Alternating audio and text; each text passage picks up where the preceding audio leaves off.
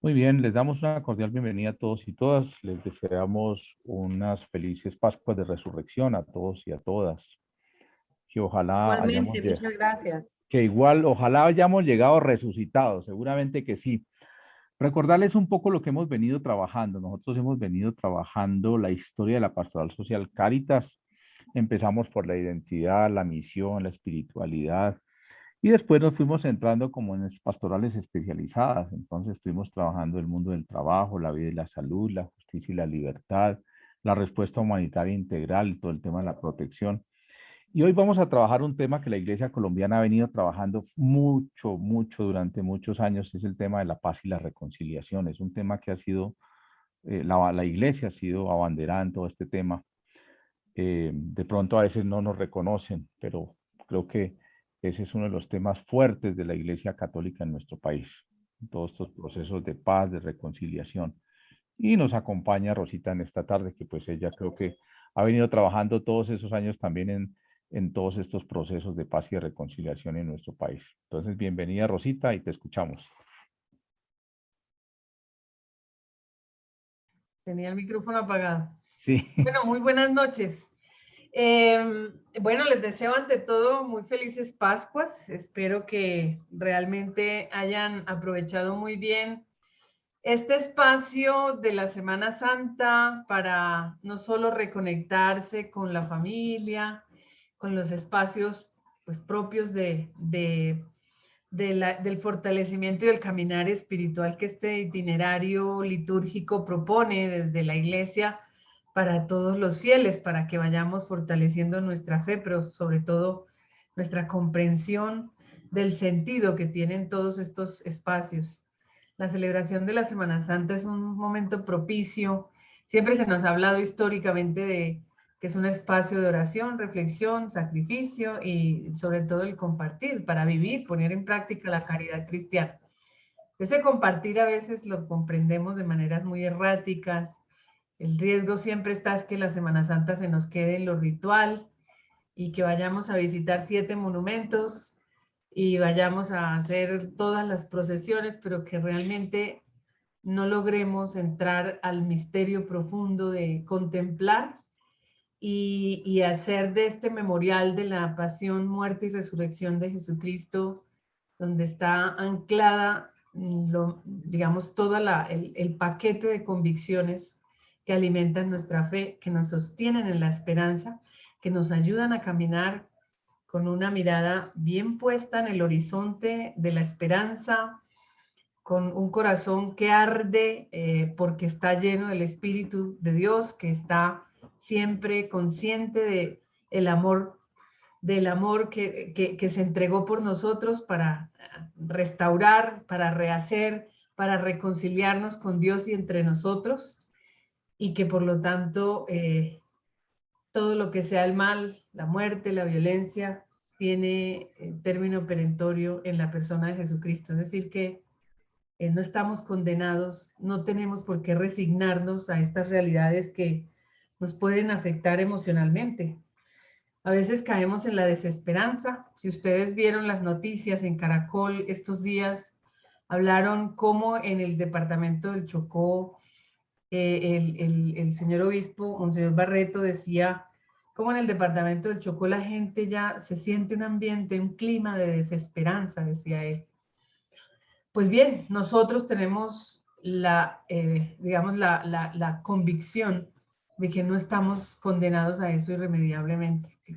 Por eso trabajamos en causas que a los ojos del mundo son ingenuas, es como ir contra la corriente, pero nosotros nos esforzamos en trabajar por la causa de la paz, de la justicia, de los derechos humanos, de la reconciliación, no porque veamos signos ya presentes que nos digan, ya lo vamos a lograr. A lo mejor no nos toque ver antes de morir a una Colombia totalmente reconciliada y completamente en paz, pero lo hacemos siempre con la certeza de que para que mañana alguien recoja hoy tenemos que sembrar. Y nuestra convicción está puesta en ese misterio que contemplamos justamente durante la Semana Santa. Estamos en la semana de la Pascua, la primera semana de Pascua. Y vamos a estar en este festejo durante 50 días hasta Pentecostés. Yo les quiero invitar. El tema de hoy justamente es, les vamos a presentar una dimensión de la pastoral social que se llama la pastoral de la paz, la reconciliación, la paz, la justicia y la reconciliación.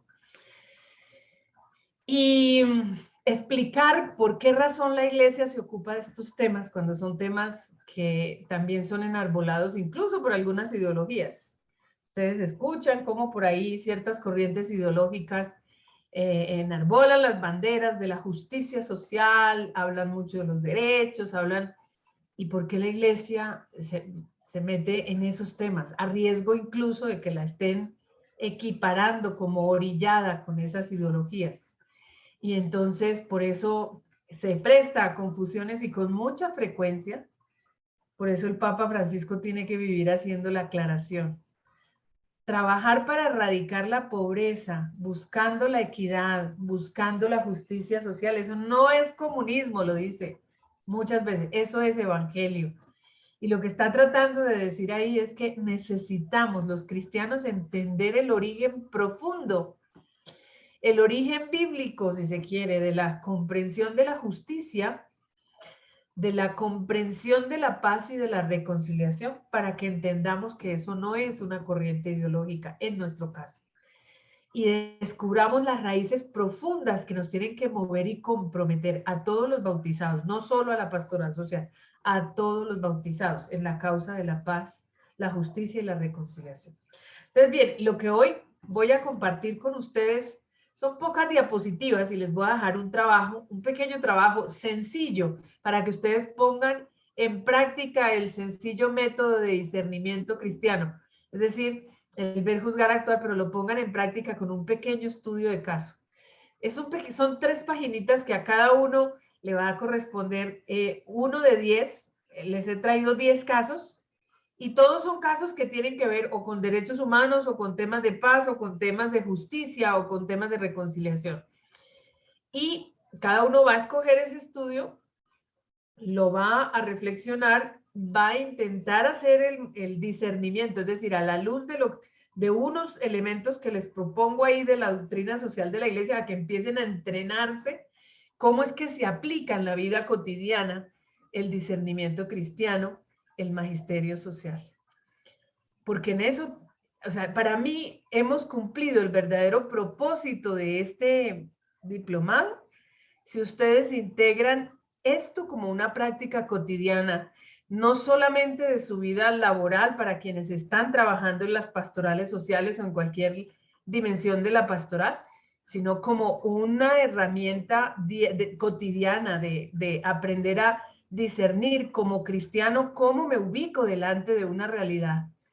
¿Qué me inspira el Evangelio? ¿A qué me interpela la doctrina social de la Iglesia como una herramienta que me da criterios de juicio para yo poderme ubicar delante de una realidad?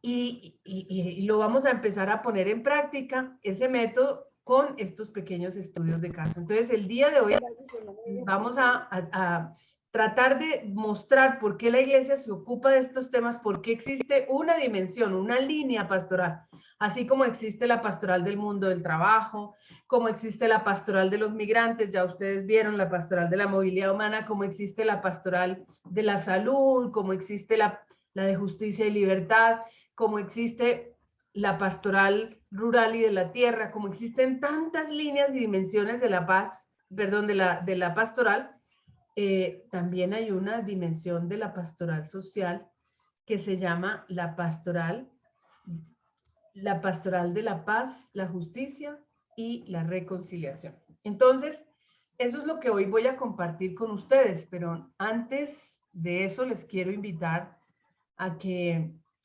pongamos este día en la presencia del Jesús resucitado. Recuerden que nosotros no seguimos a un libro, nosotros seguimos al Verbo encarnado, es decir, la palabra que está viva, que se quedó con nosotros, que venció a la muerte y que está resucitado y que está entre nosotros bajo la promesa de que estará con nosotros hasta el fin del mundo. En esa presencia, consciente, convencidos de que estamos delante de una persona que derrotó a la muerte, ¿sí? Vamos a intentar poner esas situaciones. Hoy seguramente hemos visto noticias, nos han llegado esas comunicaciones que a diario en los medios nos intentan robar la esperanza. No porque no sean cierto, puede que todo eso esté pasando, pero a veces nos empeñamos en mostrar tanto las sombras del mundo que se nos va cegando la mirada, porque se va volviendo todo realmente difuso, oscuro, y nos va agobiando también la forma de ver la realidad. Se nos olvida que también entre esas sombras existen luces que nos permiten contemplar el reino ya presente y actuando ahí. Yo quiero invitarles a que hoy, cada uno, cada una, allí donde está, ponga en este momento delante del Señor resucitado, del Señor que ha salido victorioso de la muerte y que en ello llena de convicción nuestro corazón, que no estamos derrotados, que tenemos una victoria en Él asegurada y que todo lo que nosotros hacemos tiene sentido y perdurará en la medida de que lo hagamos en colaboración con su causa. Y vamos a poner delante de Él, en su presencia, esas realidades que de repente hoy, en clave de noticia, en clave de mensaje, vimos que como que a veces nos quieren agobiar el corazón, nos quieren robar la esperanza. Y vamos a ponérselas y decimos cada uno y cada una allí desde su corazón, que las ponemos a sus pies para que desde esa buena noticia que es la resurrección de Cristo, nosotros sigamos siendo mensajeros Y de un empezar mensaje formado de esperanza. a programar Y que estamos todos invitados a seguir construyendo la esperanza, siendo artesanos de la paz, del perdón, de la reconciliación y de la justicia. Gloria al Padre, al Hijo y al Espíritu Santo, como era en un principio, ahora y siempre, por los siglos de los siglos. Amén. Bueno, muy bien. Voy a compartir pantalla con ustedes hoy son pocas diapositivas, son solo 6, porque está en realidad 5, creo, porque pero quiero empezar con un texto que nos inspiró mucho para escribir. Este libro se los voy a dejar colgado en la página, en la plataforma, en digital. Es la guía pastoral de la paz y los derechos humanos en América Latina, que la escribimos hace unos años para toda América Latina. Y el texto bíblico que inspiró esta guía pastoral es un texto de Miqueas, capítulo 6, versículo 8. Dice, defiende el derecho, ama la justicia y camina humildemente con tu Dios. Fíjense que este es un texto del Antiguo Testamento. No estamos hablando del Nuevo Testamento, estamos hablando del Antiguo Testamento. Y nos habla ya de la defensa del derecho, del amor por la justicia y del caminar humildemente con Dios. Estos tres aspectos de esta frase, de este versículo, son muy iluminadores, porque nos explican, esto lo voy a desarrollar un poquito más adelante en otra diapositiva, pero nos explican un poco que el ser humano que está conectado con su Dios, con el Creador, es plenamente consciente que en esa relación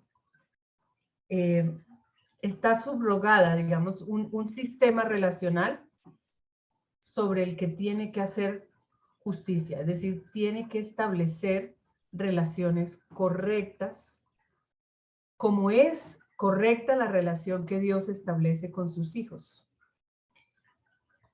Ese caminar con tu Dios, y dice, camina humildemente con tu Dios. El caminar humildemente es siempre reconociendo quién está del otro lado de la relación, Dios. El Dios que, siendo mi creador, me hizo a su imagen y semejanza. ¿Sí? Recuerden que por allá, cuando vimos la centralidad de la dignidad humana, Hablamos que ese valía, nosotros somos dignos por amor, porque fue iniciativa del Creador, no porque nosotros merezcamos. Nadie es digno porque lo merezca. Somos dignos por amor, porque es una donación amorosa de aquel que nos creó. Y entonces, en esa donación, que es nuestra dignidad, que es nuestra tierra sagrada, ¿sí? Siendo consciente de eso, cómo el Dios creador se relaciona siempre bajo una rectitud inspirada en el amor. Y eso tiene que hacernos humildes. Por eso es que la soberbia es uno de los pecados más graves delante de Dios, porque es la ceguera del perder de vista, digamos, la naturaleza de la relación íntima que Dios ha establecido con la humanidad, con el ser humano, con cada persona. Al hacerlo, digamos, su obra suprema y además al hacerlo a su imagen y semejanza. Eso nos determina un poco, ¿sí? Dice, el hombre justo delante de Dios es aquel que establece relaciones con los demás sobre la misma dinámica o con la misma medida del amor que Dios establece relaciones con nosotros. Ese es el hombre justo delante de Dios. Es decir, el que es capaz de observar la misma dignidad que él tiene en todos sus hermanos, independientemente si le cae bien, si milita en el mismo partido político, si es de su misma clase económica, si a nuestros ojos es merecedor o no de nuestro amor. Independientemente de eso, el hombre justo es el que es capaz de reconocer en el otro, ¿sí?, la igual dignidad, y que esa igual dignidad por venir del mismo origen, es decir, de ser hijos de Dios, igual que yo, nos hace hermanos. Así sea feo, así sea bonito, así me guste, así no me guste. Esa hermandad, ¿sí?, esa fraternidad, ¿sí?, es lo que justamente determina el modelo de relaciones correctas a los ojos de Dios. Entonces, el hombre justo es el que es capaz de reconocer en el otro a su hermano y establecer una relación fraterna con el otro, sin más miramiento que la fraternidad. Entonces, ahí, digamos, nace el concepto de justicia bíblico. Y a partir de eso, ese establecimiento de relaciones correctas se hace a través del, digamos, del reconocimiento de los derechos. Por eso la defensa del derecho no es otra cosa que la defensa de la dignidad humana. El derecho es el mecanismo, es la herramienta que en forma muy concreta nos permite darle a esa dignidad unas aristas que nos permiten comprender el derecho, la justicia, y que nos permiten materializar esa justicia en el pleno reconocimiento de la dignidad en una relación. Y allí nace, ¿sí?, para nosotros el concepto del derecho, de los derechos, del derecho humano. Bajo esta premisa, entonces hay aquí 4 palabras que de repente nos pueden generar un poco de confusión. Yo recuerdo cuando hicimos uno de los congresos de reconciliación, decía el padre Leudo, un fraile de Cali, de la arquidiócesis de Cali, se ha abusado tanto del lenguaje que hoy en día no es claro para la gente. Todos hablamos de paz, de reconciliación, pero no hay una claridad conceptual de qué es lo uno, de qué es lo otro, de qué significa lo uno, de qué significa lo otro, de qué implica lo uno y qué implica lo otro. Yo quisiera abrir unas 4 o 5 participaciones máximo que me puedan, digamos, desde lo que ustedes perciben, con sus propias palabras, para ustedes, ¿qué son estos 4 conceptos que están sobre la base de este enfoque pastoral, de esta dinámica, digamos, de esta dimensión de la pastoral social, que a los ojos de los obispos de América Latina en Aparecida debería ser la perspectiva vertebradora de toda la dimensión social de la evangelización. Miren el lugar que le están dando a la pastoral de la paz, la reconciliación, la paz, la justicia y la reconciliación en América Latina. Dicen los obispos en Aparecida. Aquí tengo justamente el texto. Debería ser el eje vertebrador de toda la dimensión social de la evangelización en América Latina. ¿Sí? Si le están dando ese lugar, es por algo. Seguramente porque los signos de los tiempos nos están mostrando no solo que esa es la gran necesidad, sino también que es el camino para una iglesia como la latinoamericana, que ha estado históricamente entrampada en procesos de inequidad, de violencia, espirales que parecieran reencaucharse por ciclos y como volverse cíclicos. Todos vemos experiencias como pasamos por unas épocas en América Latina de las dictaduras, luego viene la época de las democracias crecientes y ahora estamos como retornando a puntos de otras formas de dictadura, pero y de derecha y de izquierda, de ambos lados. Pero lo cierto del caso es que el atornillarse dentro del poder, y son ciclos, en América Latina se vienen viviendo como esos espirales, como que se quieren repetir, y entonces tenemos que preguntarnos, ¿por qué? Habiendo vivido una experiencia que no es tan antigua, estamos hablando de la década de los 80, 90, no es tan antigua. Deberíamos tener eso los latinoamericanos en la memoria lo suficientemente claro para entender que ya vivimos ese camino. ¿Por qué queremos recorrer caprichosamente otra vez ese camino de las dictaduras? ¿Por qué queremos recorrer otra vez esos caminos de los espirales de violencia cuando hemos respirado de a poquitos? Que hay otras alternativas, pero nos da miedo, nos parece que no alcanzamos a llegar ahí. A veces lo cómodo es volver a lo que hemos estado acostumbrados por décadas. Y entonces, esa pregunta, y quiero abrir aquí entonces sus micrófonos para escucharlos. ¿Qué es para ustedes la diferencia entre paz, reconciliación? ¿Qué es lo uno, qué es lo otro, entre justicia y derechos humanos? Sé que por aquí hay uno que otro abogado que algo conoce estos conceptos, así sea desde la perspectiva académica. Tranquilamente abramos el micrófono y participemos unos minutitos al respecto. Miguel, ¿tú me ayudas porque no veo manos levantadas? Sí, sí, Ok. por favor. Levanten sus manos, por favor, para que podamos verlos. Muy bien. A ver, Estefany. Stephanie. Buenas noches. ¿Me escuchan bien? Sí. Muy bien. Bueno, voy a prender la cámara un segundo. Dale, dale.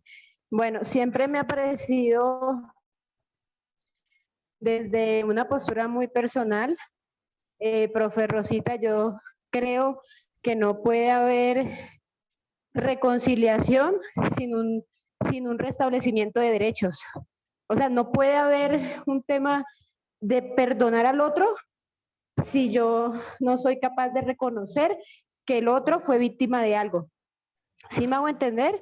Entonces es una postura que la expreso más que desde lo académico, desde lo personal y desde lo espiritual, porque de hecho cuando uno lee la Biblia, uno se encuentra con que Dios es un Dios de justicia, de amor, pero es un Dios que también digamos, es un Dios que nos muestra que debemos reconocer cuando fallamos, ¿sí? Porque errar sabemos que es una condición propia de nosotros, pero entonces usa mucho la palabra de derechos humanos por eso, porque no puede haber una cosa sin la otra.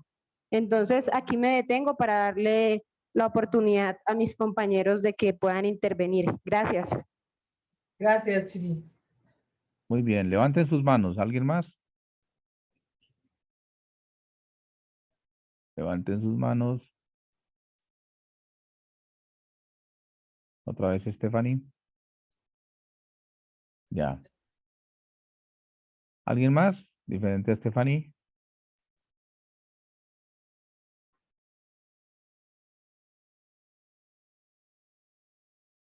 Quedaron tímidos. Sí, pero ya abrió el micrófono Álvarez. Patricia. Dale, Adelante, Patricia. Patricia. Patricia, dale. Bueno, yo quiero expresar desde lo que hemos vivido. ¿Me escuchan? Sí. Desde lo que hemos vivido en nuestro departamento de Arauca, en una oportunidad me he atrevido a decir que todos somos víctimas, que todos hemos sido víctimas de esta violencia, de esta injusta violencia, que si han escuchado noticias, en estos momentos estamos pasando por algo muy difícil en el...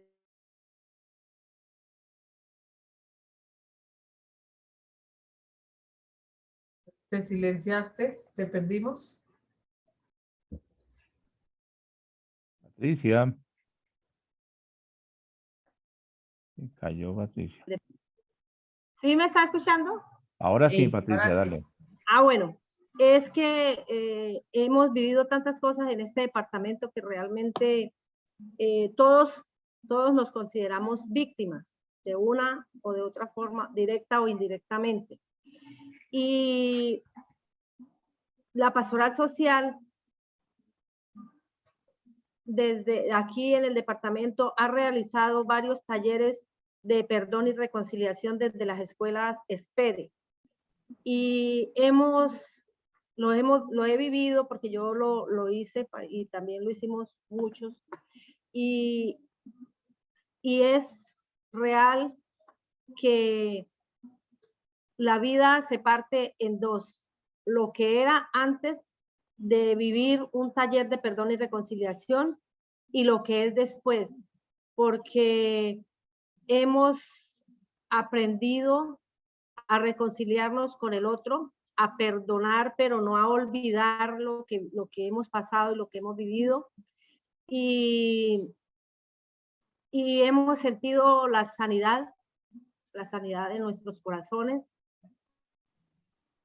Lo he manifestado y también muchos de los que lo han vivido reconocen que hay que sanar el corazón y que hay que reconciliarnos y que hay que perdonar aunque no tengamos al que le vamos a dar el perdón, aunque no lo tengamos presente, aunque sea simbólicamente, eso también vale y es excelente, es genial vivir un taller de estos y reconciliarnos. No es fácil, es un trabajo que si tenemos temor de Dios y si creemos en Él, es mucho más fácil y desde nuestra espiritualidad y nuestras vivencias es mucho mejor y más fácil para sanar el corazón. Es todo. Gracias, Patricia. Paz Sofía y luego Cruz, Belinda. Está Belinda, sí.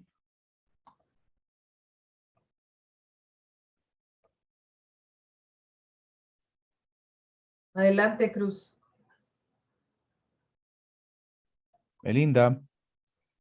Ok, sí, señores, buenas noches. Lo que pasa es que Buenas aquí hay un noches. poquito de ruido porque están en clase también. Entonces me da pena. Buenas noches y felices Pascuas. Igualmente, Que Belinda. Dios los bendiga. Bueno, pues yo también quiero pues mirar la cuestión ahorita de lo que nos acontece con lo que es los presidentes de la República, ¿no? Y como decía nuestra querida profesora Rosita, de los dictadores, ¿no? O sea, tenemos el caso de que hoy escuché una noticia de que el señor Petro quiere hacer lo mismo de lo que hubo de la Jurisdicción Especial para la Paz, ¿no? Lo que se hizo con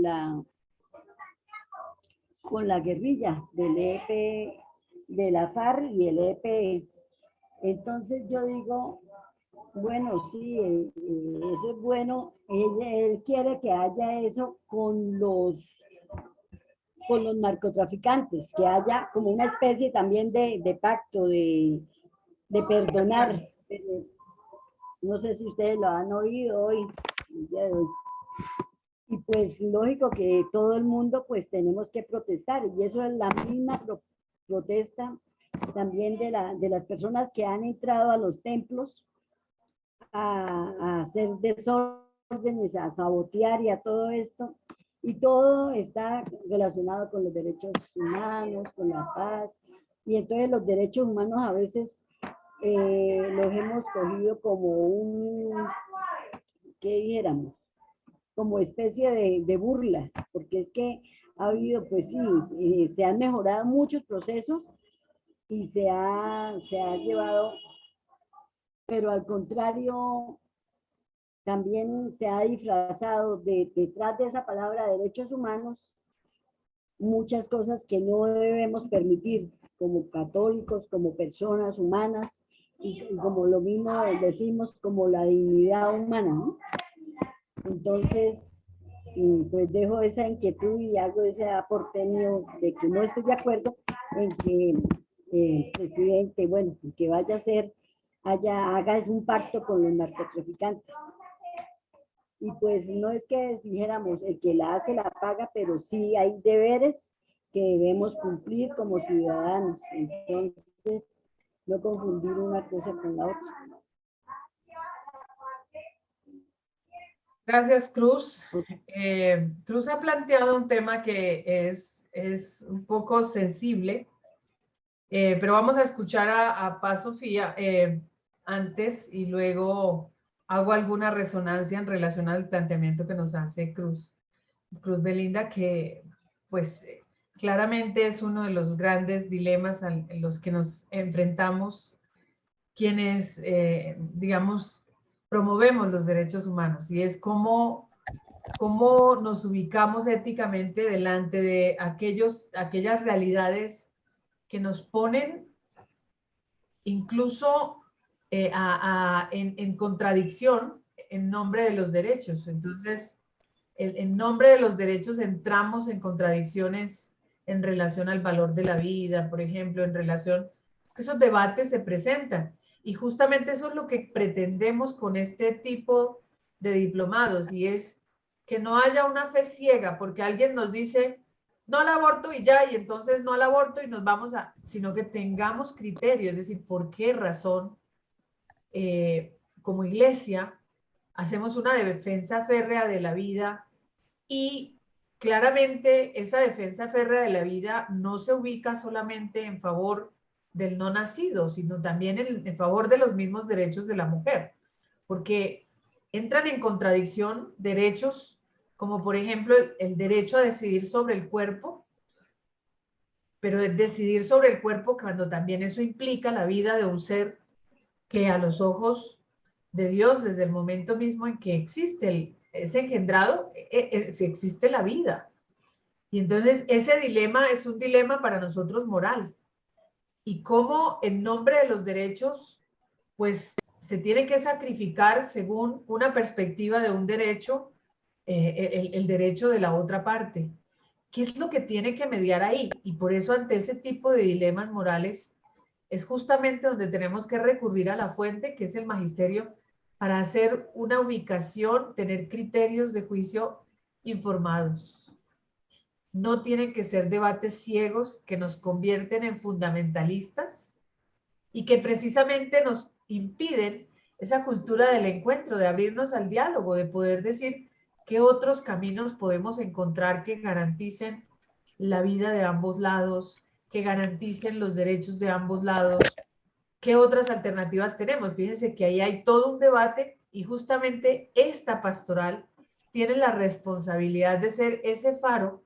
Fíjense la enorme responsabilidad que tiene la iglesia en esta dimensión pastoral, porque es justamente ser ese faro moral, ¿sí? Que no es un moralismo ciego, fariseico, sino que simplemente castiga, y todo lo que se sale de nuestra doctrina, entonces eso es satánico y es no sé qué tantas cosas, y hay que eliminarlo, y o es comunismo, o es no sé qué tantas cosas, sino que realmente tiene la capacidad con criterio sano y evangélico de ponerse en diálogo para buscar alternativas que garanticen la igual dignidad en todas las partes.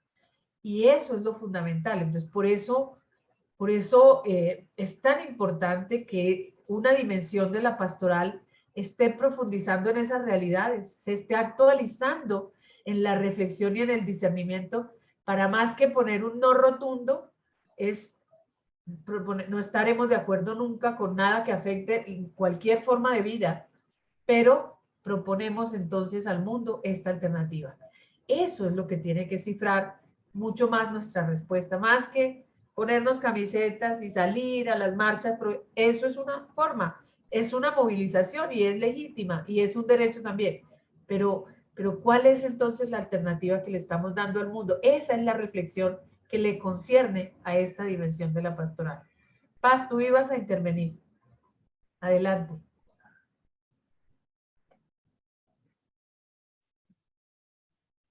Enciende tu micrófono, por favor. Que la intransigencia de los que proponen a veces cosas drásticas y como reactivas hacia el logro de una paz encaminada hacia el bienestar total, tanto de la víctima como el victimario, y que cómo logramos nosotros que víctima y victimario salgan ganando, porque es que no podemos que solamente pierdan las víctimas, no podemos tampoco estar del lado solo de los que siempre triunfan por encima de todos los derechos de los demás. Si no hay razones para encontrarse y buscar formas en el que el individuo esté dispuesto a dar de parte y parte en este campo en que se acaba de plantear sobre el aborto y el derecho de la mujer de no tener familia, yo creo que es también una parte de educación, saber que si ella no quiere tener familia, no tiene por qué alterar la familia del ser que va a tener si ella no va a ser capaz de permitir que otra persona se haga cargo de ese bebé, por ejemplo, y no cometa el crimen. Espere o busque la forma de hacerlo de una manera con conciencia, con la capacidad de lograr el entendimiento mutuo, porque yo vivo en una familia grandísima en donde hay todo tipo de doctrinas que practican mis hermanos de sangre, y siempre ha habido esa coherencia en la familia para todos apoyar a la persona de la familia que va en el mal paso o cambie de intereses o tenga una situación como esa, la necesidad de lograr tener un bebé o no tenerlo. Y hemos encontrado una capacidad de conectarnos y ser sensibles a la necesidad de los hermanos de familia. Estamos hablando aquí de familia. De la misma manera se puede hacer entre extraños y lograr que no suceda eso, que se encuentre la mejor viabilidad para cada caso. Y es terrible la noticia de hoy de cómo utilizaron a una persona de la calle para que le practicaran una cesárea y le robaran el hijo, y que afortunadamente en el hospital pudieron solucionar una parte de eso. Eso es terrible. Para mí ha sido una cosa impactante. Yo no entiendo por qué no puede haber que en el hogar de esa persona no hubiera que alguien de la familia acogiera o buscara la forma de no llegar a ese extremo. ¿Qué necesidad tenía esa persona de pagar 15 millones de pesos para que maltrataran y le hicieran una cesárea a una indigente para robarle el bebé? Eso es terrible. Eso fue noticia de hoy. Sí, y eso me tiene totalmente desbalanceada. Me parece terrible. Entonces, gracias, Paz. eso es lo que vamos a encontrar personas que sean capaces de encontrar y llevar a un seminario de crecimiento personal, a buscarle la forma de que las personas aprendan y se empoderen en el derecho correcto, no en el derecho apropiado de lo que no le pertenece y de la no sé qué propósito hay detrás de tanta forma de hacer daño. No entiendo. Perdón, Gracias, Paz. porque eso es lo que la emoción me tiene desbalanceada. Okay. De acuerdo, Paz. Gracias por la reflexión que haces. Omar Fabián, terminamos con tu intervención. Hola, muy buenas noches. Bueno, pensaba y le daba bastantes vueltas y escuchando las opiniones de los compañeros, ciertamente hay algo que llegó a mi mente como una conclusión particular y que nosotros debemos ser muy cuidadosos. Y es que hoy día derechos humanos, justicia, paz y se están volviendo una estrategia de marketing político. El que quiere tener adeptos en la parte política o en la parte de representación de la comunidad, viene a hablar, yo soy el que trae la paz, yo soy el que sí sabe de justicia, yo soy el que busca la reconciliación, yo sí defiendo los derechos humanos, inventándose derechos como el derecho de abortar. Entonces, pienso que nosotros debemos ser muy cuidadosos con eso. Siento que muchos de nuestros hermanos cristianos, católicos, se nos han desviado del camino correcto porque no han sabido discernir qué es lo correcto, ¿sí? Y se dejan a veces como desorientar un poco o confundir más bien respecto a las propuestas que hacen los políticos con estos temas. Ahora, esto también debe ser para nosotros una enseñanza. Nosotros no podemos ser agentes servidores de la pastoral social que tenemos los derechos humanos, la justicia, la paz y la reconciliación como una estrategia de marketing de pronto para decir, es que la pastoral social de mi lugar, de mi sitio, de donde yo trabajo, sí reconoce los derechos, sí hace justicia, sí hace paz y sí hace reconciliación. Yo pienso que el Señor nos pide y siento que todos tenemos que trabajar mucho en eso y es en reconocer que el único da el lugar que nos merecemos con los derechos humanos, el único justo, el único que nos enseña la verdadera justicia, el único que nos da la verdadera paz y el único en quien todos podemos reconciliarnos es el Señor. Nosotros somos simplemente agentes, servidores de esa misión y de esa tarea del Señor. Pero sí, yo pienso que debemos cuidarnos muchísimo porque lo vemos nada más entre nuestros candidatos a la presidencia. Uno dice, yo sí traigo la paz, el otro dice, tú eres un mentiroso, yo sí la traigo, el otro dice, no, yo sí defiendo, ¿sí? Entonces, pienso que es una situación y ante la cual debemos ser muy cuidadosos porque no podemos permitir que estos 4 elementos tan importantes y esenciales en la edificación comunitaria se nos conviertan en un cliché simplemente para ganar adeptos. Gracias, Omar. Comparto contigo y sobre todo la última parte en la que has expresado una interpelación también para la iglesia. Es decir, nosotros, al igual que los políticos, podemos caer en ese mismo defecto y es volver esto en un cliché, en un marketing pastoral, podríamos así decirlo, un marketing eclesial en donde justifiquemos que nos volvamos tal vez operadores de proyectos que bajo la bandera de la paz, de la reconciliación o de la defensa de los derechos humanos, sencillamente nos dedicamos a contratearle a operadores y eso nos tiene que interpelar. Eso lo digo empezando por mi propia persona. Creo que a veces es necesario estar permanentemente volviendo a la fuente de esta dimensión de la pastoral para que no caigamos justamente en el riesgo de tener una narrativa de una pastoral de la paz, la justicia, la reconciliación, que en últimas es una narrativa, un buen discurso para atraer fondos de la cooperación y terminar ejecutando proyectos que hacen cosas bonitas, pero que cuando vayamos a ver realmente cuál es el rédito final en contribución a esa artesanía que es la paz, de pronto salgamos con saldos en rojo. Y eso es lo que tenemos que estar siempre vigilantes, porque con frecuencia se nos va la vida entre marcos lógicos, indicadores y cosas que hay que hacer y el informe y no sé qué tantas cosas, y se nos olvide lo esencial.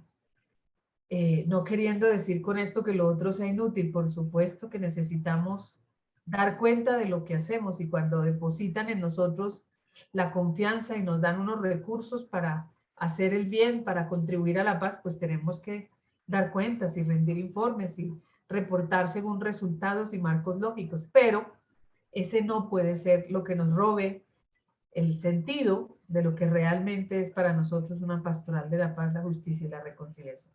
Entonces, bien, digamos que estas palabras podríamos decir que las agrupamos generalmente en el mundo de las disciplinas sociales, pero también en el mundo de los movimientos sociales, hasta van separados, casi paralelos. No sé si ustedes se han percatado, pero generalmente en Colombia hay un poquito menos brecha, pero en otros países es mucho más fuerte la brecha entre los movimientos sociales de derechos humanos y de justicia y el movimiento social de paz.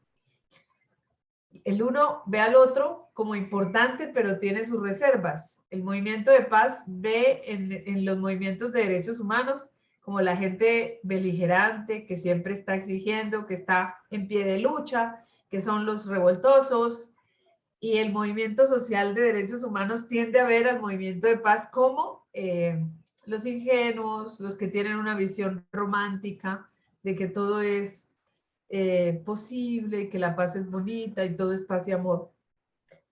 Y a veces, digamos, no logran encontrarse. Aquí está la primera diferencia. Para la iglesia esas dos dimensiones no pueden ir paralelas. No pueden concebirse como líneas separadas. La paz y la justicia son dos líneas absolutamente complementarias y tienen que ir siempre juntas, porque en ellas dos está el balance, ¿sí? Según el Evangelio, el balance de lo que define en las realidades temporales, ¿sí?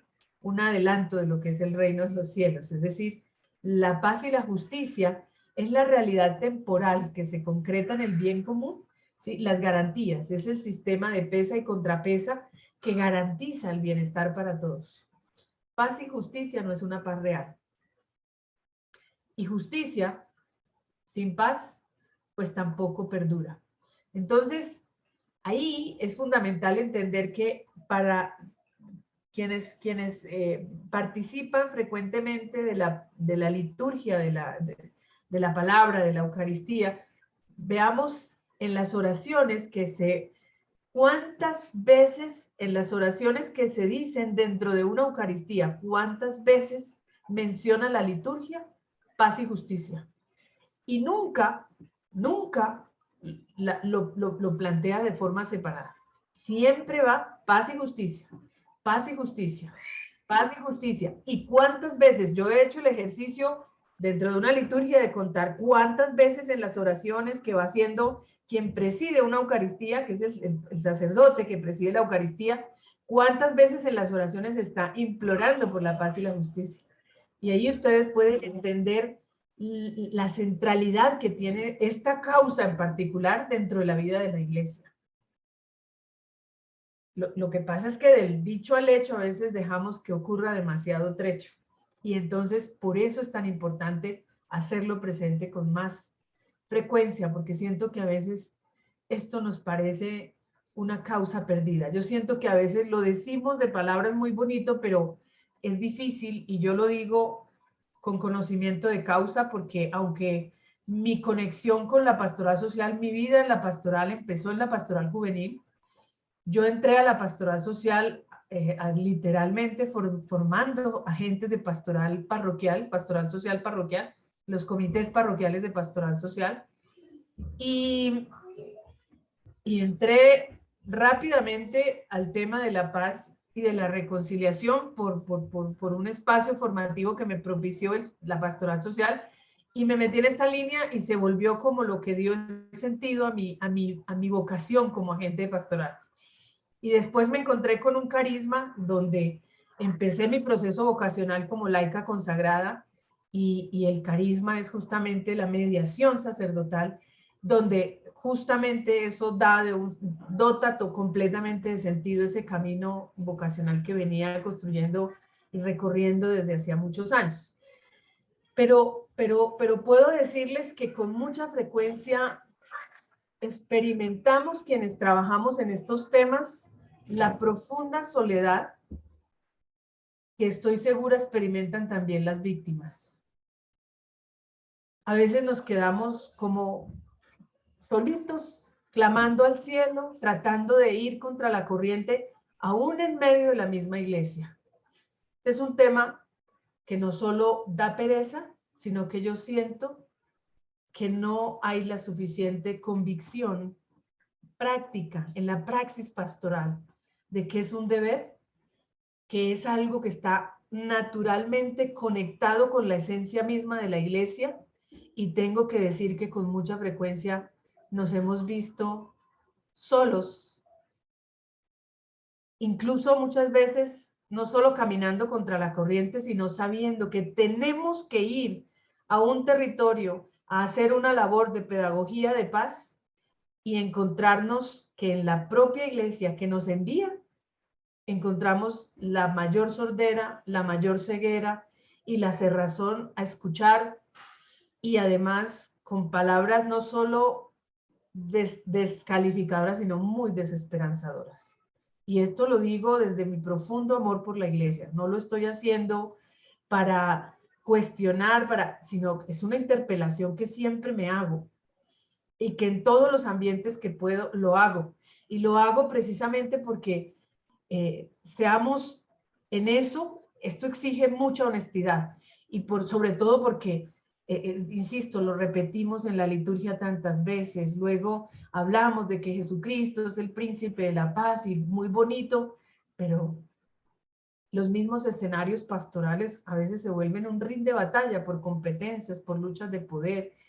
Y uno dice, Dios mío, pero ¿dónde está el compromiso cotidiano, real, de que esto que sea el eje vertebrador de la vida de la iglesia, de la pastoral de la iglesia?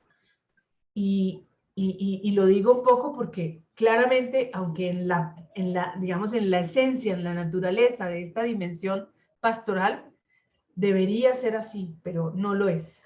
Y esto es algo que clama conversión en la vida de la iglesia, ¿sí? Porque ciertamente hemos promovido la paz desde muchos escenarios, lo decía Miguel Ricardo al inicio, la Iglesia Católica en Colombia ha hecho mucho camino, ha hecho mucho esfuerzo, pero yo diría más que la iglesia, han sido personas de la iglesia, muy puntualmente algunos, pero la iglesia, esa que reúne esa mayoría de católicos, si la mayoría de los colombianos seguimos siendo católicos, ¿cómo es que la iglesia no ha logrado comprometerse con esta causa como una causa nacional? Y es algo que nos tiene que cuestionar, que nos tiene que interpelar. Bien, para entender un poquito esto más conceptualmente, solamente 2 diapositivas en las que voy a abordar esos binomios, pero no para que los separemos. No es paz, reconciliación y por aparte justicia y derechos humanos. Es para que entendamos en la inspiración bíblica cómo se encuentran estos procesos, digamos, estos conceptos, y luego cómo se complementan en un esquema común, ¿sí? En un escenario que es la realidad. Recuerden que el Papa Francisco en Evangelii Gaudium nos dice, la realidad es superior a la idea. Entonces, no es el planteamiento no es que entendamos esto como unas ideas, como unos conceptos, y que luego no se encuentran en ninguna parte. En la realidad, los 4 tienen que estar presentes. Y por esa razón, entender la pastoral de la paz, de la justicia y de la reconciliación no puede suprimir ninguno de los 4 aspectos. Empecemos por el binomio paz-reconciliación. En el binomio paz-reconciliación, primero, recuerden ustedes que en la Biblia no es sino hasta el Nuevo Testamento donde aparece, y es concretamente San Pablo quien por primera vez pronuncia la palabra reconciliación. Digamos, en el Antiguo Testamento no existe una mención concreta a la reconciliación. Sin embargo, en el Antiguo Testamento encontramos historias de reconciliación muy inspiradoras. Hemos hecho talleres bellísimos inspirados en el Antiguo Testamento. Por ejemplo, la historia de Jacob y Esaú. Es la historia de dos hermanos que se pelean y se pelean a muerte y se persiguen por años y duran enemistados, pero de guerra, literalmente con guerra declarada. Y luego el proceso que vive el hermano que violentó a su otro hermano en el desierto y que se encuentra con él mismo y hasta que no vive un poco de lo que ustedes mencionaron ahora. La experiencia, lo que mencionaba Patricia, la experiencia del perdón, no porque el hermano lo mereciera, sino porque necesitaba enfrentarse a ese dolor que lo hacía deshumanizar a su hermano y enfrentarse para reconciliarse primero a sí mismo y el perdonar para liberarse a sí mismo de ese secuestro que es el odio, porque el odio es una forma de secuestrarse a uno mismo y de quedarse ahí atrapado. Y entonces dar el paso a la reconciliación incluso deja una lección muy interesante, muy a diferencia de lo que muchos pensamos, que reconciliar es restaurar una relación a su estado original como si nada hubiera pasado. Eso no es cierto. Y de eso vamos a hablar porque justamente lo plantea así la segunda carta de San Pablo a los Corintios. Pero fíjense que en la historia de Jacob y Esaú, ellos se encuentran finalmente, se perdonan, se reconcilian, pero cada quien toma su camino, se separan, emprenden una nueva vida, ¿sí? Pero ya reconciliados. Y fíjense cómo, por eso utilizo esta imagen acá de esta vasija, ¿sí? Porque tenemos la concepción a veces que reconciliar es restaurar, pero restaurar para dejar como era originalmente. Las cicatrices siempre quedan. Por eso el olvido no es parte de la reconciliación. El olvido no hace parte de la reconciliación. Eso es una gran farsa que nos han indilgado a la iglesia. Yo recuerdo cuando hicimos el primer congreso de reconciliación en el año 2000, el enojo que causaba en organizaciones de víctimas y en organizaciones defensoras de las víctimas de derechos humanos, se enojaban muchísimo. ¿Cómo así que la iglesia ahora se embarcó en el discurso de la reconciliación? Van a obligar a las víctimas, eso es que ya se comprometieron con el gobierno para garantizar impunidad, como si hablar de reconciliación era el equivalente a impunidad. Tuvimos que recorrer todos estos años profundizando y planteándole al país que la reconciliación, que el perdón no es lo mismo que olvido. La memoria, y en eso hemos podido demostrar el trabajo serio que ha hecho la Iglesia Católica a lo largo y ancho del país en recuperar la memoria de la violencia, porque tiene que haber un momento de esclarecimiento de la verdad. Ejercicios que han sido insumo para la Comisión de la Verdad, por ejemplo, y para que se empiecen a hacer ejercicios de reconocimiento de responsabilidad. Esto es muy importante para que entendamos nosotros que lo que ustedes ven aquí como las cicatrices de la vasija, esto es una técnica preciosa oriental que pegan, ¿sí? la vasija rota con oro. Esto es oro. Ese pegamento es lo que le da el valor, el recuerdo de la herida, pero pegada, convierte esa vasija que se iba a ir a la basura porque se rompió toda, perdía su utilidad, su vida útil, ahora es una obra, la más bella obra de arte. Y son costosas. Esto es una técnica japonesa, si no estoy mal, que, digamos, metafóricamente nos representa muy bien lo que es el concepto de la reconciliación. No es volver al estado original lo que se rompió, es construir un nuevo orden, una nueva obra. La reconciliación es hacer algo nuevo de aquello que no funcionaba bien y por eso se rompió. Eso es la restauración que contempla el concepto de reconciliación desde la perspectiva cristiana. Entonces, empecemos por ahí. Hablemos un poco de la reconciliación, que es el horizonte superior a la paz. La reconciliación es obra de Dios. Nosotros no reconciliamos a nadie. Por eso nosotros no podemos decirle a las víctimas, usted debe reconciliarse con, no somos autoridad para hacerlo. Fíjense que este texto de la segunda carta de San Pablo a los Corintios, en el capítulo 5, versículos 17 al 21, termina con esa expresión maravillosa. Por eso en el nombre de Cristo les decimos, déjense reconciliar por Dios, porque es Dios el que reconcilia. Pero aquí es donde acuña por primera vez San Pablo la expresión reconciliación. Dice, porque Dios entregó a su Hijo por amor a la humanidad. Y en la cruz, volviendo a evocar la Semana Santa que acabamos de vivir, en la cruz, entregando a su Hijo, estaba reconciliando al mundo con Dios y a la humanidad, es decir, entre los hermanos. Ese es el sentido que tiene la cruz. Ese es el sentido que tiene el sacrificio de Cristo. Y entonces es Dios quien reconcilia a la humanidad con Él y entre los hermanos.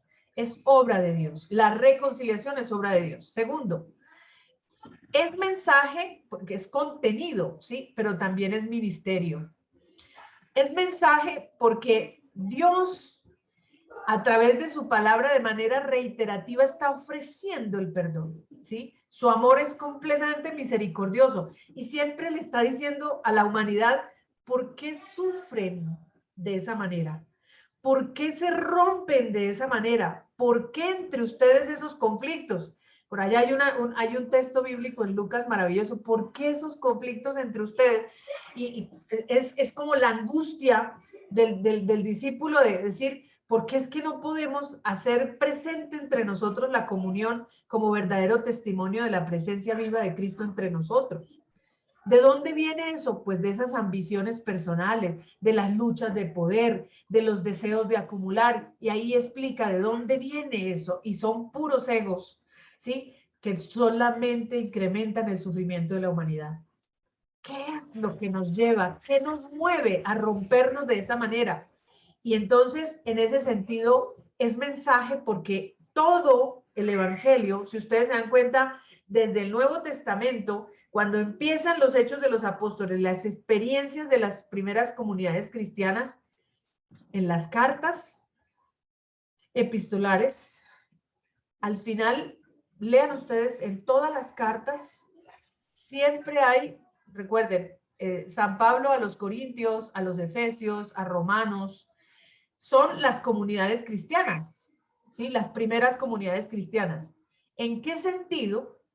Al final ustedes lo que ven son cartas, son códigos de convivencia. Por favor, si alguien de ustedes se equivoca, corríjanlo, pero corríjanlo fraternamente. Si alguien no puede hacer esto, por favor, entre ustedes pónganse de acuerdo. ¿Cómo hacer una corrección fraterna? Todo el tiempo son códigos de convivencia. ¿Qué pasó? Que a la iglesia se le olvidó esa primera práctica cristiana. Hablamos todo el tiempo de que es la sinodalidad, que la iglesia es comunidad de comunidades, pero esas comunidades viven completamente rotas, peleándose en conflictos y no somos capaces de cultivar en ellos acuerdos de convivencia básicos, elementales para la convivencia. Eso se nos olvidó y está en las primeras comunidades cristianas. Es una práctica de las primeras comunidades cristianas. Y eso lo dejamos de hacer. En ese sentido, hay un mensaje en la palabra que comunicamos en orden a la reconciliación, invitando siempre, comunicando el mensaje. Dios está dispuesto siempre a reconciliarte, pero déjate reconciliar por Dios. Pero también es un servicio, es un ministerio, que lo hacemos de dos maneras. Por el bautismo, el sacerdocio de Cristo que recibimos en el bautismo, todo bautizado tiene la capacidad de ser mediador en las relaciones de los hermanos con Dios y del hermano con el otro hermano. Todos tenemos por el bautismo en la dimensión sacerdotal la capacidad de hacer mediación. Con oración, con ofrenda, sacrificio, yo puedo ofrecer los pequeños sacrificios del día, los sufrimientos del día para que se reconcilien alguien de mi familia. Yo lo puedo ofrecer. Pero también haciendo el ministerio de la reconciliación. Oiga, ustedes están peleados, venga, siéntense aquí delante mío y vamos a conversar. Arreglemos este problema entre todos y lo vamos a sacar adelante. Todos podemos hacer ese ministerio de la reconciliación. Facilitar las condiciones para que ocurra la reconciliación. ¿Sí? Es mensaje, pero también es ministerio. También el sacerdote, ministro, digamos, el que tiene la ordenación sacerdotal, está encargado de administrar uno de los sacramentos, que es el sacramento de la reconciliación. Entonces, fíjense que hay dos formas de vivir el ministerio sacerdotal bautismal, del sacerdocio bautismal, y el sacerdocio ministerial. Ambos tienen esa impronta de la reconciliación. Somos ministros de la reconciliación. Todo bautizado es ministro de la reconciliación. Y el que es sacerdote con mayor razón tiene la responsabilidad de ser un ministro de la reconciliación, no solamente administrando el sacramento, sino de trabajar siempre para restaurar las relaciones rotas en la comunidad, en su comunidad, empezando por sus grupos pastorales. De eso tendremos que dar cuenta delante de Dios. La reconciliación es relacional. Donde no hay relación, no hay ruptura. La reconciliación es relacional. No consiste en volver una relación a su estado anterior a la ruptura, sino en crear un nuevo orden en la relación, transformarla, hacer de ella algo nuevo y más funcional. La reconciliación emerge entre 4 valores fundamentales, y esto nos lo aporta el Salmo 85, versículo 10. La verdad y la misericordia se abrazan, la justicia y la paz se besan. ¿Se acuerdan? Ese salmo lo usamos en varios de los congresos de reconciliación. De hecho, que lo usamos en el primero como el salmo que iluminó esa comprensión de la complejidad de la reconciliación. Es decir, la reconciliación ocurre entre esos 4 valores. Piense que los sistemas de justicia transicional buscan fundamentalmente garantizar esos 4 valores, ¿sí? Para que funcione un proceso de paz y de reconciliación en un país, tiene que haber esclarecimiento de la verdad, sino que vamos a perdonar si no existe verdad. Tiene que haber esclarecimiento de verdad para las víctimas. Si hay verdad, entonces se puede flexibilizar un poco las condiciones de justicia para dar perdón. Es que el esclarecimiento de la verdad ya es una forma de responderle a las víctimas, porque lo que muchas veces las víctimas, yo he oído infinidad de veces a las víctimas, ¿a mí de qué me sirve ver al victimario pudriéndose en la cárcel? Eso no me va a devolver. Ah, no, pero eso es lo que enarbolan los que dicen que eso es impunidad y que se pudran en la cárcel los bandidos terroristas que hicieron daño y empuñaron las armas.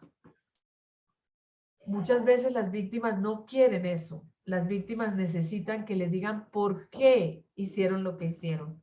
¿Dónde están los cuerpos de sus familiares? Esas preguntas sin respuesta que con frecuencia procesos violentos le imponen a las víctimas son los que tienen que restaurar un proceso de reconciliación. Verdad para las víctimas, si quieren algo de misericordia. Fíjense que ahí hay un elemento, por eso bien lo decía alguien de ustedes en su participación. Tiene que haber algo, y una ganancia para las víctimas es el esclarecimiento, que encuentren respuestas a sus preguntas no resueltas. Y con mucha frecuencia, no solamente se ablandan, digamos, las normas, los castigos, para que haya más verdad para las víctimas, porque la verdad produce mucho miedo. Muchas de las cosas que ocurren en las negativas a dar el paso a la paz es que produce mucho miedo. Es que después de que un ser humano se hace consciente de todo lo que hizo, lo que viene es un peso tan fuerte que inspira mucho miedo. Lo digo porque también dentro de todo este caminar en la iglesia he tenido que acompañar muchos procesos con excombatientes. Y lo que veo en ellos, una vez entregan el arma, una vez entregan, es un miedo terrible, terrible, que he visto cómo de manera tan interesante terminan siendo muchas veces las víctimas que los ayudan a recuperar la fuerza para permanecer en esa intención de mantenerse en la opción de la paz. Entonces, fíjense ustedes que para que emerja la misericordia tiene que haber verdad. Entonces, verdad y misericordia son 2 valores que son indispensables. Y además, pues para que haya justicia, ¿sí? Reconocimiento de responsabilidades y justicia para las víctimas, tiene que haber, por supuesto, verdad, misericordia.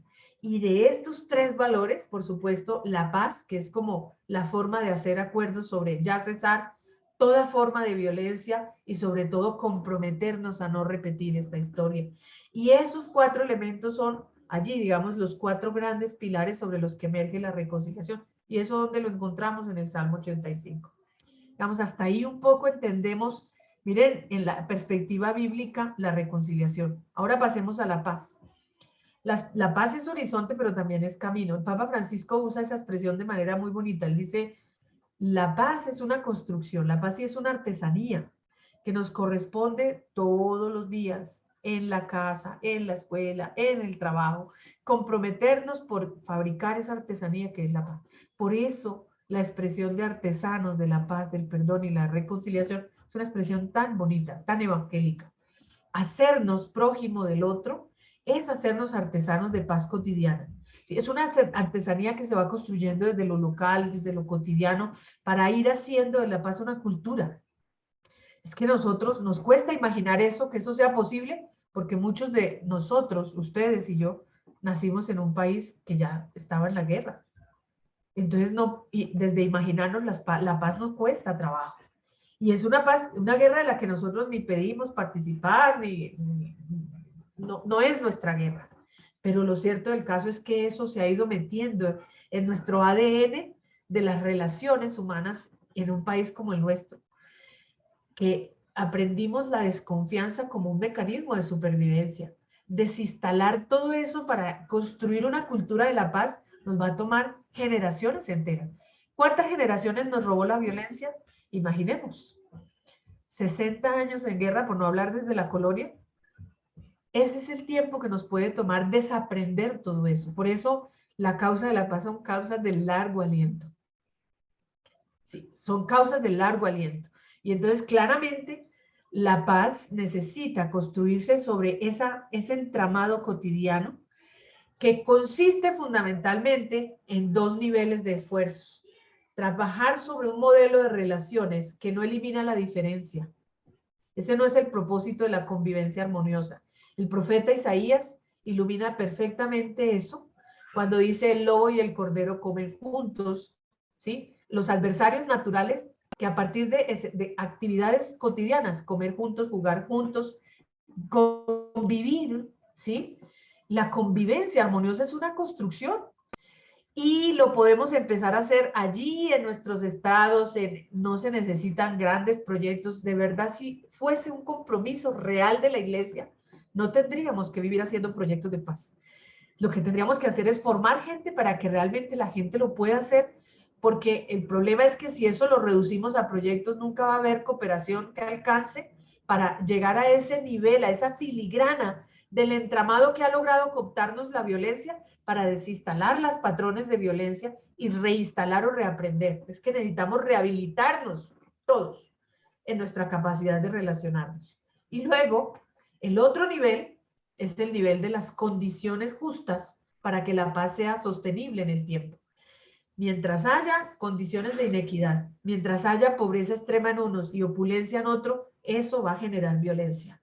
Y entonces, para que eso ocurra, por esa razón, trabajar en la justicia, fíjense que ahí entonces ya nos abrimos del binomio paz-reconciliación y entra en el escenario la justicia, ¿sí? Precisamente porque si la paz, que es más que una convivencia armoniosa, queremos que se sostenga en el tiempo, necesita justicia, ¿sí? Que es la equidad, que es el desarrollo del buen vivir para todos, donde todos tengan la oportunidad de participar del bienestar, ¿sí?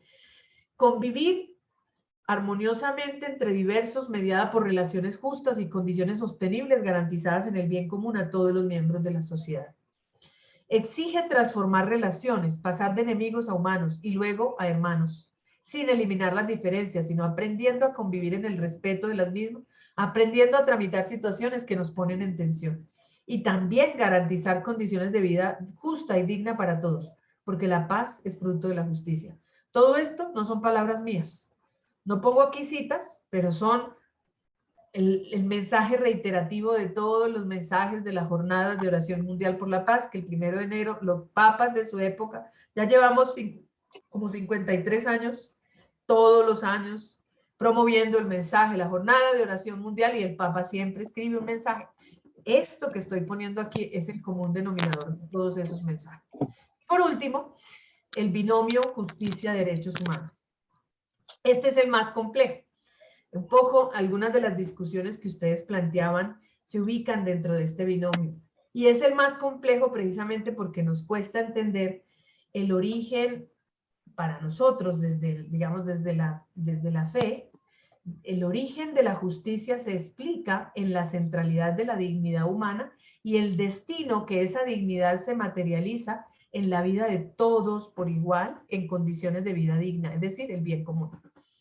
Pero la distancia que existe en la planificación de esa dignidad en el bien común está en ese entramado de relaciones que es mediada por derechos. Y eso es lo que a los ojos de Dios configura el concepto de justicia. Es decir, cuando el ser humano se reconozca a sí mismo como digno por amor, reconozca a cada otro ser humano como digno por amor, y que esa dignidad tiene el mismo origen, que es ser hijos del mismo Padre, por lo tanto somos hermanos, y que eso significa que entre los dos tenemos el deber de tratar al otro como mi hermano, así no me guste, así no me caiga bien, así sea distinto a mí, es mi hermano, ¿sí? Y no puedo permitirme configurarlo como mi enemigo, porque cuando yo veo al otro como mi enemigo, lo deshumanizo. ¿Ustedes se han dado cuenta cómo trata un victimario a su víctima?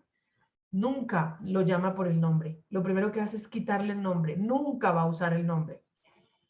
Y eso se hace tanto con las víctimas, es decir, un secuestrador con su secuestrado, pero también un presidente que empieza a usar calificativos de terroristas, mercenarios, no sé qué, es una forma de ir en el lenguaje deshumanizando para hacerle creer a los otros seres humanos de que esos no merecen vivir y por lo tanto matar a un comunista, recuerden que hasta en la iglesia muchas veces se dijo que matar a un comunista es una forma de ganarse el cielo.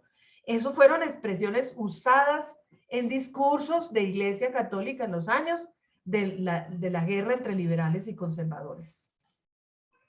Y desafortunadamente, esa cuenta también nos la pasan ahora cuando se esclarezca la verdad, porque también, como hemos participado en la construcción de la paz, tenemos que reconocer nuestros pecados y hemos participado en la generación de violencia también, desde la iglesia. Es lo mismo que ocurrió detrás del nazismo, es lo mismo que ha ocurrido detrás de todos esos crímenes de la humanidad en los que deshumanizar es la primera forma de establecer las condiciones perfectas para crear una víctima. Es decir, quitarle nombre, quitarle rostro, lo vamos deshumanizando, lo vamos volviendo un monstruo a partir del lenguaje, después del lenguaje, la forma en cómo lo vemos, la forma como descalificamos, hasta que ya nos vale 5 acabar con esa persona. Deshumanizar es la estrategia para victimizar.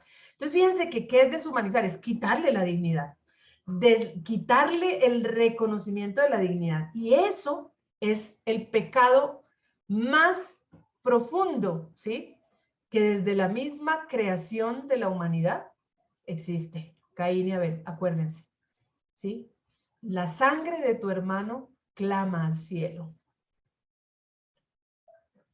Pero también Dios, aunque impone su castigo a Caín lo marca para que nadie levante por mano propia justicia contra él. Miren en el concepto de Dios qué es la justicia. ¿Por qué? Porque aunque Caín haya caído y haya cometido el delito y se ha expulsado, es decir, deba pagar un poco Dios no le quita su dignidad.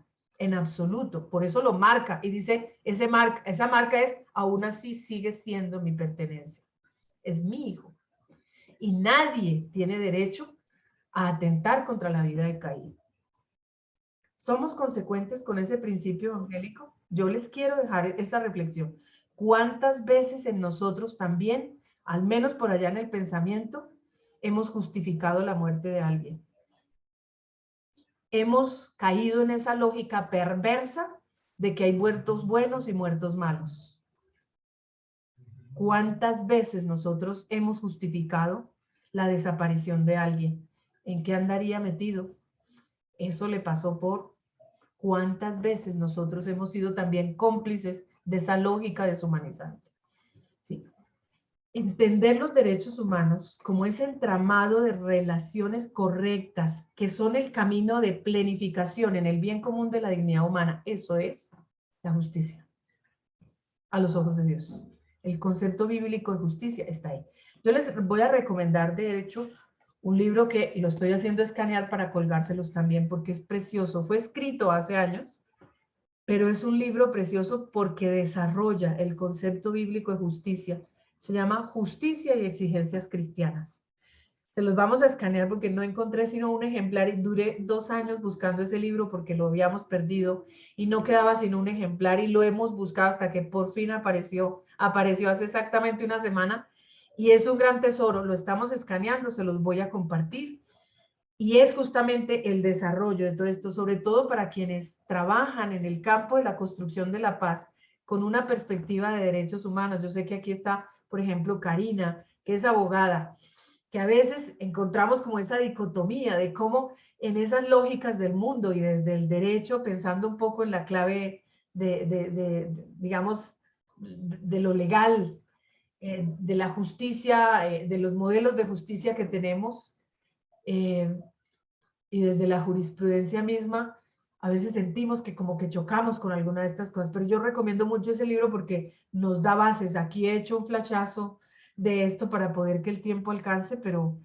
quería no dejar pasar estos elementos, sin dar estos elementos, porque me parece que es donde se echa la profunda raíz. No quería hacer una presentación de qué es lo que hace la pastoral. Miren, bajo esas dos perspectivas, de lo que es la paz y la reconciliación, la justicia y los derechos humanos, desde el concepto evangélico, debe quedar claro que es todo lo que hace la iglesia, lo que debe hacer la iglesia, restaurar relaciones, reconciliar, ayudar a restablecer relaciones en la familia, en la comunidad, en las escuelas, en los grupos pastorales. Es que es la misión de la iglesia. Y vuelvo al ejemplo de las primeras comunidades cristianas. Volvamos a construir códigos de convivencia, la capacidad de dialogar, de ponernos de acuerdo, de tramitar conflictos, de tramitar diferencias. Y por eso les voy a dejar un trabajito que vamos a poner en la plataforma Q10, 10 casos, 10 estudios de casos, son casos X. Los hemos tomado de la vida real, pero le hemos cambiado nombres. Casos que nos han llegado a la pastoral social y hay casos de violaciones a derechos humanos, de temas de tierras, conflictos ambientales, casos para que ustedes vean todo el campo tan ilimitado que tiene el trabajo por la paz, la justicia y la reconciliación. Vamos a tomar, a empezar a ejercitar el proceso ver, juzgar, actuar, el método pastoral. Leemos el estudio, ahí hay unas preguntas. Aquí yo decía conversar en grupos porque primero lo quise plantear para trabajo en grupos aquí, pero como han tenido tantas dificultades para migrar a los pequeños grupos, mejor lo dejamos como tarea y cada uno lo hace individual. Entonces aquí desechen la palabra grupo, reflexionen ustedes con ustedes mismos sobre esas preguntas que yo formulo después del caso y respóndanlas ustedes mismos. Después, lean las citas de la doctrina social que les busqué. Les clasifiqué unos puntos de la doctrina social y se los puse a ese caso. Cómo el magisterio da luces sobre cómo esa realidad nos interpela como iglesia y además a qué nos desafía como agentes de pastoral. Y por último, en el actuar, ¿qué podemos hacer como iglesia para transformar esa realidad? ¿Y en qué campo temático ¿en qué campo temático de la pastoral ubicamos estas acciones identificadas? Paz, reconciliación, justicia o derechos humanos. Sí, estas acciones que ustedes determinan en qué campo lo ubican. ¿Eso es trabajo por la paz? ¿Es trabajo por la reconciliación?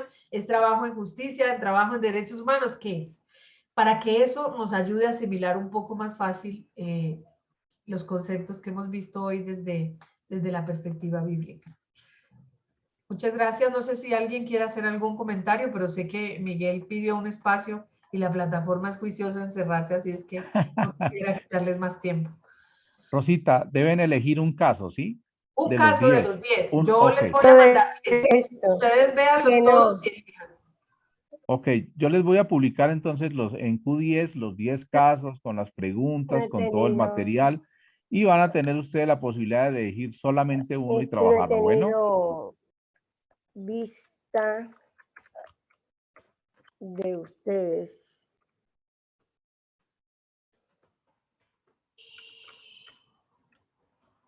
Adelante, Miguel.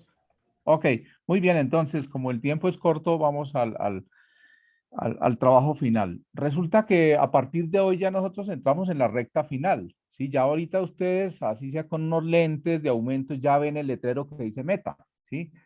Ya ahí borroso, pero ya lo empiezan a ver, ¿cierto?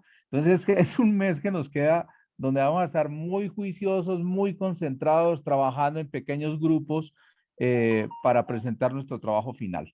¿De qué se trata entonces? Les voy a contar así rápidamente. Eh, Igual yo les voy a colgar este instructivo, pero aquí se los voy a compartir alguna parte de este instructivo, que es la formulación de las iniciativas. Dice, al cierre del diplomado ABC en Doctrina Social de la Iglesia y Pastoral Social, y para finalizar esta maravillosa experiencia formativa que hemos tenido, los y los participantes deben presentar una iniciativa final, que estará centrada en la formulación de una propuesta pastoral en la evangelización de lo social desde la aplicación de los conocimientos adquiridos en doctrina social de la Iglesia. Recuerden que nuestro objetivo decía que no solamente íbamos a aprender, nos íbamos a quedar en la parte conceptual, sino que íbamos a buscar la aplicación de toda esta conceptualización. A continuación hay algunos ejemplos de tipo de iniciativas que ustedes podrían presentar. Estos son solamente ejemplos. La idea no es que ustedes copien esto y lo hagan textual, sino que ustedes vean estos ejemplos, pero también ustedes pueden generar otras iniciativas de acuerdo a los intereses que ustedes tengan como grupo o que puedan determinar como equipo. Entonces, por ejemplo, dice la propuesta de implementación de los comités parroquiales de pastoral social, los COPAS, desde el plan de evangelización de las diócesis, de las arquidiócesis, con especialidad en aquellos lugares donde no se han implementado o no existen los COPAS. Podría ser una opción. Revisión y realización de ajustes a los planes de pastoral social a la luz de lo aprendido en el diplomado, ¿sí? Por ejemplo, alguien está en este momento revisando su plan de pastoral. Qué rico que le dijeran al padre, bueno, al director, qué bueno que con este conocimiento podamos revisarlo y ajustarlo. Formulación de una ruta formativa en doctrina social de la iglesia como una oportunidad de réplica de lo que ustedes aprendieron. Podrían organizar una ruta formativa para niños o para jóvenes o para adultos, que sería algo interesante. O la formulación de una ruta de implementación de un plan de pastoral social desde lo aprendido en el diplomado. Pero hay muchísimos campos. Fíjate que en estas últimas clases hemos estado presentando como esas pastorales especializadas. Claro, ustedes podrían organizar una ruta formativa, por ejemplo, en pastoral de la salud o en pastoral de libertad y justicia o en pastoral del trabajo, qué sé yo, de acuerdo a lo que les haya ido llamando la atención a lo largo del diplomado. Este trabajo tiene como objetivo aplicar los conocimientos aprendidos, constatar qué habilidades se han desarrollado o han mejorado y qué actitudes se han transformado como resultado del proceso de enseñanza-aprendizaje. Seguramente que no es lo mismo antes de tomar el curso y después de tomar el diplomado en Doctrina Social de la Iglesia. Seguramente que muchas cosas, muchas perspectivas, muchas cosas han ido cambiando. Para el desarrollo de este trabajo se deben tener presente la siguiente ruta. Entonces, revisar el objetivo general, retomar revisión del material ofrecido, realizar ejercicio de revisión bibliográfica, conformar grupos. ¿Sí? Que ahorita les voy a mostrar cómo estamos conformando estos grupos y que ustedes pueden ayudarnos con esa conformación y esa organización. Organización, cronograma de reuniones, elaborar presentación. Bueno, no les vamos a pedir un escrito, que eso es importante. No les vamos a pedir que nos hagan un escrito, mejor dicho, de 20 hojas, una tesis, no, doctoral no, ni maestría no, porque es un diplomado. Les vamos a pedir que nos organicen una organización, nos organicen una presentación, digamos 6 diapositivas, 7 diapositivas. ¿Por qué? Porque van a tener solamente 10 minutos para presentarnos esa ruta o esa iniciativa que ustedes quieren. Esta presentación por ahora está programada para el 12 de mayo. Si hay algún cambio o ajuste en las fechas, inmediatamente nosotros lo vamos a informar. Paso rápidamente, proceso de análisis y construcción de la propuesta pastoral, la elección del tema, definir claramente el marco de los resultados, explicitar la estrategia a emplear, explicitar el plan de monitoreo y evaluación, saberes en práctica y puesta pastoral. Seguramente que muchos puntos de estos les van a servir como una guía para poder elaborar esta propuesta. Elaborar una iniciativa plasmada en un PPT. Sí, es sencillamente una presentación. No les vamos a pedir que escriban nada, sino que organicen una muy buena presentación, pero siguiendo todos estos pasos que están aquí en la guía de orientación para ustedes. Entonces, deberá plasmarse en unas diapositivas que será eh, utilizado para hacer una presentación el día 12 de mayo, ¿cierto? Bueno, ok. Ustedes lean detenidamente porque no hay tiempo para poderles leer todo esto. Aquí están los criterios de evaluación, la innovación, la coherencia, la relevancia, la viabilidad, el uso de las metodologías, vamos a ver, y la evaluabilidad. Eso es, digamos que esos son como los puntos que ustedes podrían tener claves para poder desarrollar el ejercicio, ¿cierto? Yo documento lo voy a colgar para que ustedes lo primero que hagan una vez se reúnan con su grupo, con su equipo de trabajo, sea revisar este documento y empezar a pensar en el tema, cómo lo van a formular, qué iniciativas, qué se les ocurre, ¿cierto? Lo importante de estas iniciativas es eh, arrancarlas como un ejercicio piloto. De pronto solamente lo arrancan en una parroquia o lo inician con 20 niños o lo inician con 16 jóvenes o qué sé yo, ¿sí? Es una prueba piloto y a partir de ahí ustedes ponen a rodar esa iniciativa que ustedes han generado, que ustedes han creado y que también responde a las necesidades de las pastorales donde ustedes están allí trabajando. Muy bien, veamos ahora entonces los grupos, cómo estarían organizados estos grupos, que me interesa pues que les quede a ustedes también claro cuáles serían sus grupos. Estos grupos los estamos organizando o los organicé yo de acuerdo un poco a todo lo que es em, las ciudades, ¿sí? En el caso de Bogotá hay 9 personas que de pronto por facilidad pueden reunirse y trabajar desde Bogotá.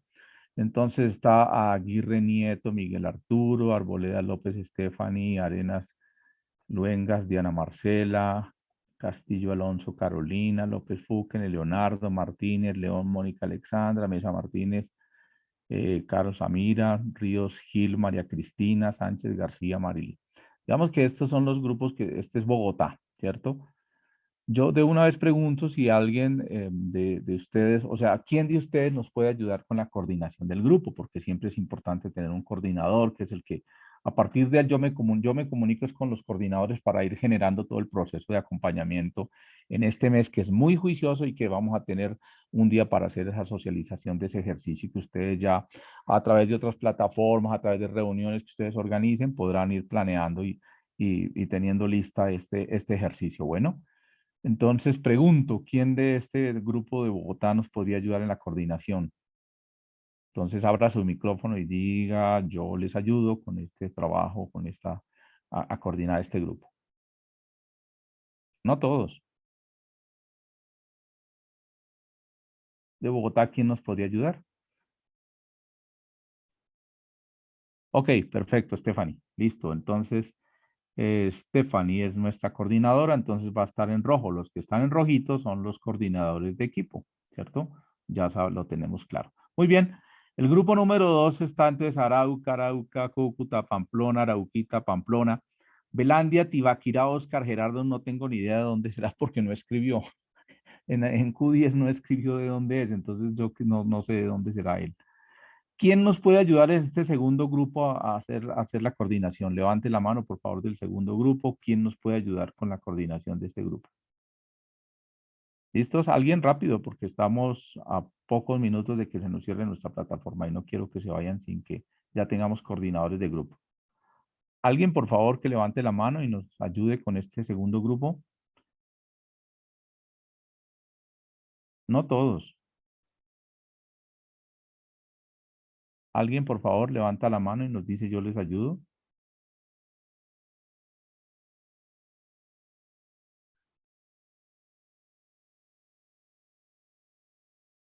Grupo número 2, por favor, alguien que nos colabore con la coordinación de este grupo.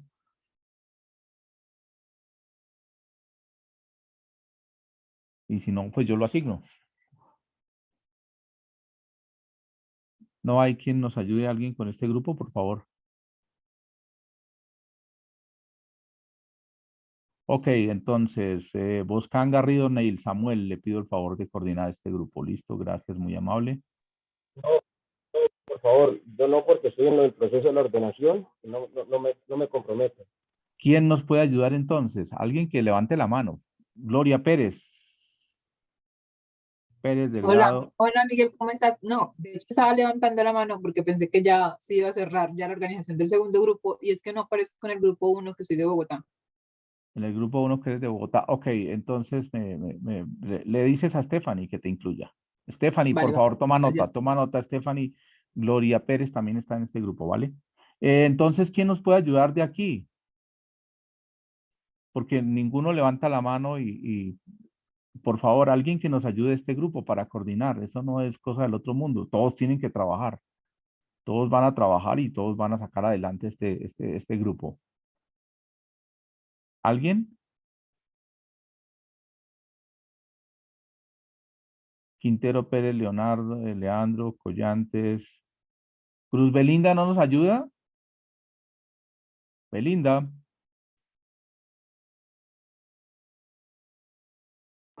Profe, es que hay mucho ruido acá y no puedo contestar. Bueno, Pero pues yo le puedo ayudar, pero pues no sabría qué todos hacer. ellos ahí tienen que ayudar. Yo sé que tienen otras ocupaciones, pero pues tienen un compromiso también académico. Entonces, entre todos van a ayudar y seguramente que van a hacer un buen ejercicio, ¿vale? Pero tú nos puedes ayudar, Cruz. Bueno, sí, señor. ¿Listo? Listo, Belinda, gracias, muy amable. Muy querida Belinda. Bueno, Gracias. Listo. El grupo número 3. Entonces, Neiva, Florencia, Cartagena del Chairá, San Vicente del Caguán, Toro Ávila, Rita del Rosario, ¿de dónde es? Porque no, tampoco está escrito. ¿Está en la clase o no está en la clase? Para que nos diga de dónde es. ¿Quién nos puede ayudar con este grupo? Por favor, estamos a 5 minutos de que se nos apague la plataforma, de que se nos cierre la plataforma. ¿Alguien nos puede ayudar con este grupo número 3? Levante la mano. Angélica Clavijo. Perfecto, Angélica. Muy amable. Muchas gracias. Gracias por tu ayuda. Listo. La coordinadora del grupo número 4. Pasto, Ipiales, Quibdó, Ibagué. Hay unos grupos que quedaron mezclados, pero pues estaban muy pocos. Son muy pocos estudiantes de esas ciudades. ¿Listo? De esta, ¿quién nos ayuda? Guevara Huertas, son 2 hermanas, Torres, Caicedo, Moreno, Jefferson, Miriam. De este grupo, ¿quién? ¿Quién nos ayuda, por favor, de este grupo? Grupo número 4, alguien que levante la mano y nos ayude. Grupo número 4. Grupo número 4, por favor, alguien que nos ayude.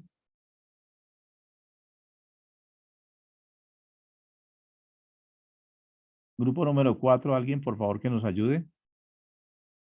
Grupo número 5, yo asigno ahorita entonces. Grupo número 5, Álvarez Figueroa, Patricia Onelia, Carreño Díaz, Omar Fabián, López, Correa, Erika Patricia, Romeo Álvarez, Luz Emilce. Alguien que levante la mano, por favor, del grupo número 5. Hola, señor Miguel, es que la manito está para la Erika López. Grupo 5. Grupo 5, ¿cómo? López Correa, Erika Patricia. Perfecto, Erika, gracias. Te agradezco mucho por tu ayuda. Muy bien, nos falta alguien que coordine el grupo número 4. Miguel Ricardo. Dime. Álvarez Figueroa Patricia, yo soy de Tame, Arauca. Ok. O sea que me quedo en el grupo 2. ¿Cuál? En el 2, donde están los de Arauca y Arauquita. Sí, que te pasen ahí, por favor. Que te pasen ahí. Bueno, gracias. Ok, Gracias. entonces la persona que... Grupo número 4, ¿quién por favor nos ayuda con el grupo número 4? Porque ya estamos a 3 minutos de que se nos cierre plataforma. Grupo número 4, alguien que nos coordine. Abra su micrófono y díganos, por favor.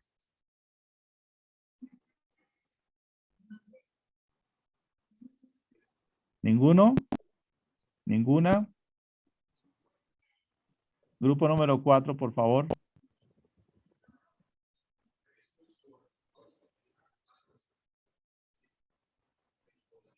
Trujillo Chávez, Juan Manuel, ¿no nos puede ayudar?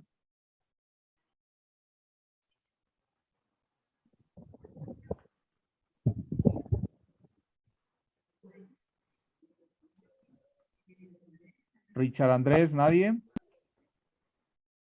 Mariela Alicia, Silvia Janet, Rosalena. Hermana Rosalena, ¿no nos puede ayudar con este grupo? Edwin David, Jefferson. Venegas Miriam.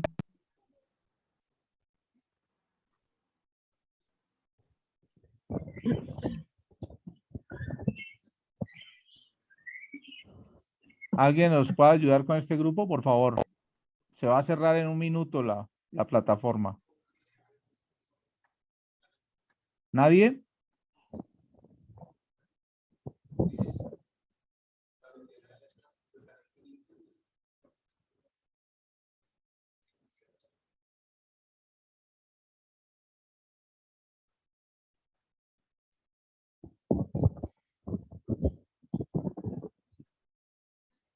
¿Quién nos puede ayudar con el grupo número 4, por favor?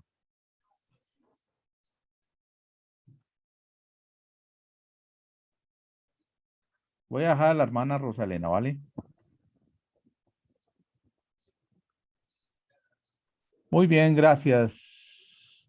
Básicamente, entonces, eso era organizar nuestros trabajos de equipo. Como les dije, les voy a colgar toda la información. Es un trabajo sencillo, no nos vamos a complicar, va a ser un ejercicio bien interesante. Nos vamos a reunir en diferentes grupos y vamos a compartir muchísimo. Entonces, para que por favor todos estemos allí listos, prestos a prestar nuestro mayor